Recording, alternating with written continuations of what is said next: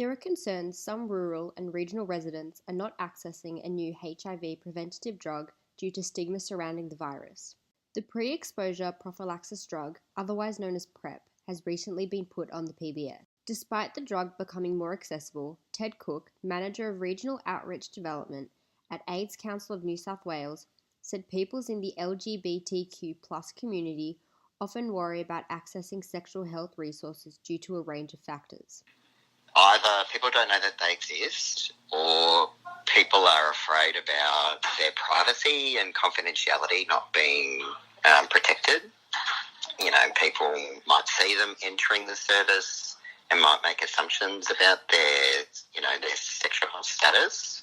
You know, there are certainly less services on the ground, and many people feel that they need to travel quite vast distances really to access the level of healthcare that they want and need. Rachel Burden, a Sydney-based GP specialising in HIV/AIDS at the Taylor Square Private Clinic, said that she sees rural and regional patients travel long distances to the city for sexual health services. And just because of the issues of confidentiality and stigma and discrimination, I still get a lot of rural people coming into the city for HIV services, as well as for PrEP. So, including people that come even from Canberra, and particularly from the Dubbo sort of, Bathurst, those sorts of areas. But a lot of GPs, even in urban areas, aren't confident to prescribe it. Never heard of it, don't know what it is. Most of my patients feel too embarrassed to ask their own GP. So when the trial ended, most people are still coming back to us as a specialised service, and that would just be amplified many times more in the rural areas.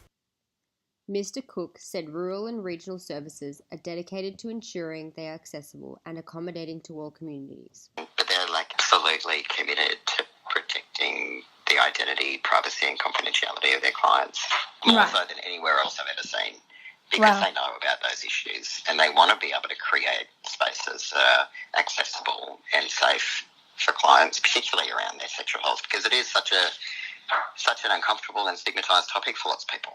In spite of some hesitation, PrEP is making a significant difference to Australia's HIV rates. According to New South Wales Data Health, 60 New South Wales residents were newly diagnosed with the virus between April and June this year, 27% less than the average for the same period over the last 5 years. Mr. Cook says, I feel very optimistic that certainly in my lifetime and certainly in the coming years, we're going to be able to end HIV transmission. I really do believe that.